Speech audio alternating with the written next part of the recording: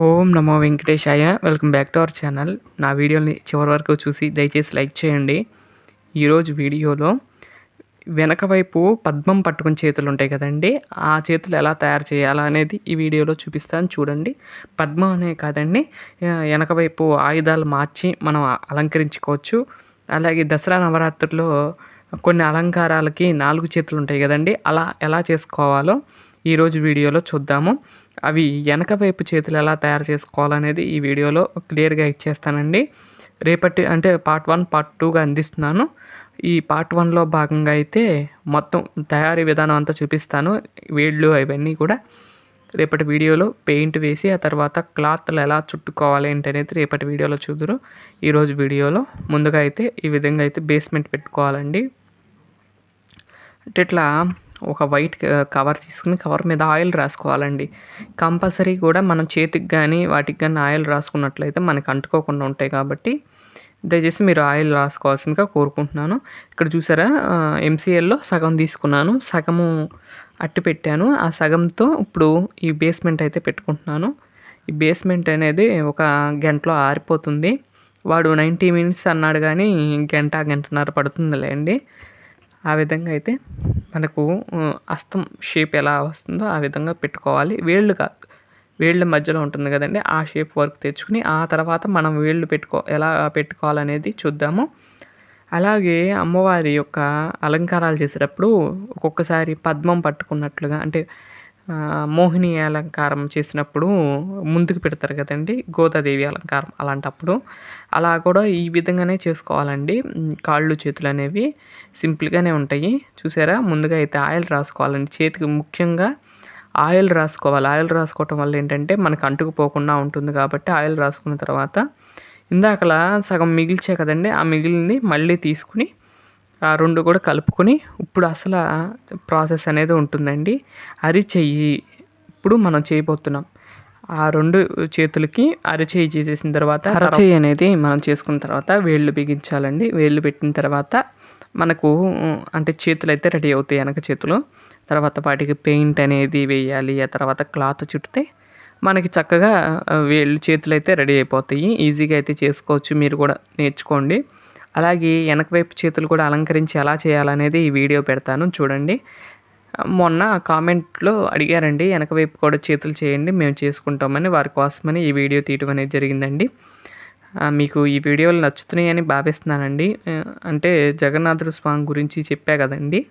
నేనేంటంటే నాకు గుర్తుగా ఉంటాయి 3 వీడియోలు అనేది చెప్పేసరికి నేను తీసుకోవడం అనేది జరిగిందండి. అంటే గుర్తుగా ఉంటుంది. పలానా సంవత్సరం తెచ్చుకున్నాను అనేది గుర్తుగా ఉంటుంది కాబట్టి నేను ఆ వీడియోలు అయితే పెట్టానండి. మీరు వాటిని మీరు నచ్చినాయి అని భావిస్తున్నాను నేను. స్వామివారి గురించి మీరు తెలుసుకున్నారు అని అనుకుంటున్నానండి. అటువంటి పరమ పవిత్రమైన పూరి గురించి చెప్పాను. మీకు నచ్చిందని అనుకుంటున్నాను. స్వామివారు మా ఇంటికి రావటం, రథయాత్ర రోజు మీకు అన్నీ చెప్పా కదండీ!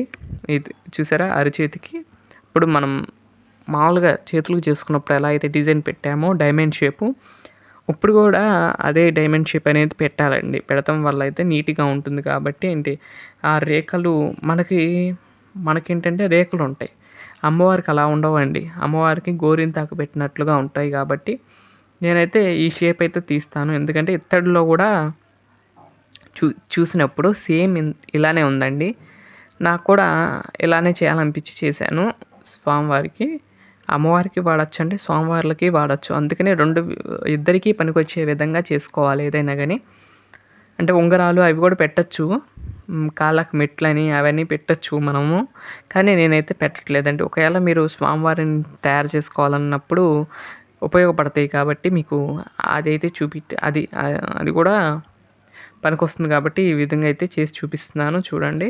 తర్వాత మిగిలినవి కదండీ! ఇంకొక కొత్త ఎంసీఎల్ ఓపెన్ చేసి దాంట్లో సగం తీసుకున్నానండి. సగం తీసుకున్న తర్వాత ఇట్లా పేపర్‌ని రోల్స్ తీసుకోవాలండి 2. చూస్తున్నారు కదా అట్లా. ఈ విధంగా అయితే చేసుకొని 2 అయితే పక్కన పెట్టుకోవాలి. దానికి ప్లాస్టర్ వేసుకున్నట్లయితే అది లూజ్ అవ్వకుండా ఉంటుంది. చూసారా, ఇదిగోండి ఈ షేప్‌లో అయితే పెట్టాలి. వేళ్ళను ఆటి మీద నిలబడతాయి. ఇప్పుడు ఆ పేపర్ రోల్ మీద అనేది నిలబడుతుంది. ఎలా నిలబడిద్ది అనేది చూడండి. చూస్తున్నారు కదా, ఈ విధంగా పెట్టిన తర్వాత 5 వేళ్ళు నిదానంగా పెట్టుకోవటమేనండి. 5 వేళ్ళు పెట్టుకున్న తర్వాత మనకి రెడీ అవుతుంది. చేతులైతే రెడీ అయిపోతాయండి. ఈజీగా అయితే చేసుకోవచ్చు. మీరు కూడా ట్రై చేయండి. ఇలా చూపిస్తున్నా కదా చూడండి. ఇది కొంచెం దగ్గరగా చూపిస్తే బాగుండేదేమో. మీకు అంటే మామూలు చేతులు ఎలా చేశానో అలానేనండి. కాకపోతే ఈ ఈళ్ళకి ఏంటంటే విధంగానే చేయాలి. ఇది 5 చేతులు నిలబెట్టినట్టే చేయాలి. కాకపోతే ఆ 5 చేతుల్ని బెండ్ చేస్తే సరిపోతుంది. మనకి చెయ్యి హస్తం అనేది వచ్చేస్తుంది. ఇప్పుడు చూడండి కొంచెం దగ్గరగా పెట్టాను. చూసారా 5 వేళ్ళు ఈ విధంగా పెట్టేసి 2 వేళ్ళు మాత్రం కలవాలండి. కలిస్తే మాత్రం అక్కడ మనకు ఏమన్నా పెట్టినా కూడా నిలబడుతుంది కాబట్టి బొటనవేలు అలాగే మధ్య వేలు, చూపుడు వేలు ఈ 2 కూడా కలిపి పెట్టినట్లయితే బాగుంటుంది. చూడటానికి కూడా నీట్‌గా ఉంటుంది. అలాగే నేను చేసేటప్పుడు క్యాలెండర్‌లో చూశానండి. వినాయక స్వామి వారికి ఈ విధంగానే ఉంది. నేను కూడా అదే విధంగా పెట్టాను చూడండి. అండ్ దగ్గరగా చూపిస్తున్నాను చూడండి. ఆ తర్వాత మనం అసలుది గోల్డ్ ఇవ్వాలండి డీటెయిల్స్. వీటికి మాత్రం కంపల్సరీ ఇవ్వాలండి గోల్డ్స్. అంటే గోల్డ్ అనేది ఎందుకు ఇవ్వాలంటే మనకి కనపడతా ఉంటాయి కాబట్టి ఇవి గోల్డ్ మాత్రం తప్పకుండా ఇవ్వచ్చు. అలాగే కొంతమంది ఏం చేస్తారంటే నెయిల్ పాలిషు, పారాయణీలో కూడా పెట్టుకోవచ్చు. నేనైతే ఫస్ట్ నుండి కూడా గోల్డ్ కలర్ వేస్తున్నా కాబట్టి గోల్డ్ కలరు. మామూలుగా అయితే మీరు యెల్లో వేసి రెడ్ పారాయణి యెల్లో పెట్టుకున్నా చాలా బాగుంటాయి. అమ్మవారు పసుపు రంగు వర్ణంలో ఉన్నట్టు అనిపిస్తారు. నేను ఫస్ట్ నుండి కూడా ఇద్దరికీ ఉపయోగపడతాయి కానీ స్వామివారికి, అమ్మవారికి అని చెప్పి గోల్డ్ అయితే వాడుతున్నాను. మీరు గోల్డ్ వాడచ్చు, ఆ కలర్ కూడా వాడచ్చు. ఈ విధంగా అయితే ఆరిపోయిన తర్వాత ఆ పేపర్లు అనేది తీసేయాలండి. కొంచెం అంటుకుపోతుంది. వాటర్లో పెడితే అది నానిపోయి పోతుంది కాబట్టి అంత పెద్ద ప్రాబ్లం ఏం లేదు. చూసారా వెనక వైపు ఇప్పుడు కొంచెం అక్కడ తీగ కనపడుతుంది కదండి. అక్కడ కొంచెం ఎత్తుగా పెడితే లావుగా ఉన్నట్టుగా వెనక వైపు కూడా కొంచెం లావుగా ఉన్నట్టు పెడితే మనకి నీట్‌గా ఉంటుంది.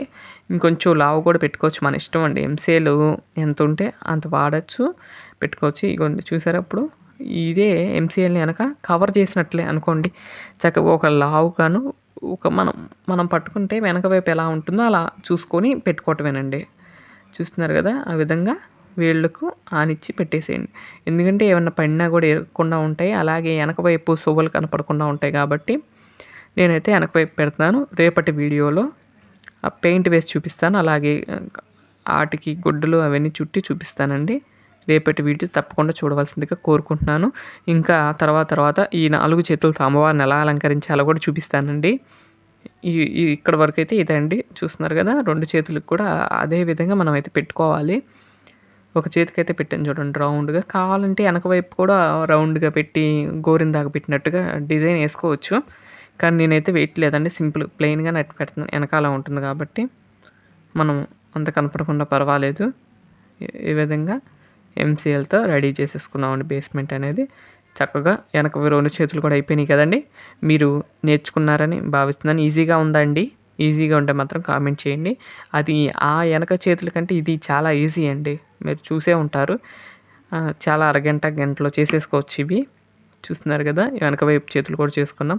చాలామందికి కోరికగా ఉంటుందండి తక్కువ బడ్జెట్లో 4 చేతులు వచ్చే విధంగా ఎలా చేసుకోవాలనేది నేనైతే మీకు ఇచ్చానని మరొక మంచి వీడియోతో రేపటి వీడియోలో కలుస్తాను. అంతవరకు సెలవు. నమస్కారం.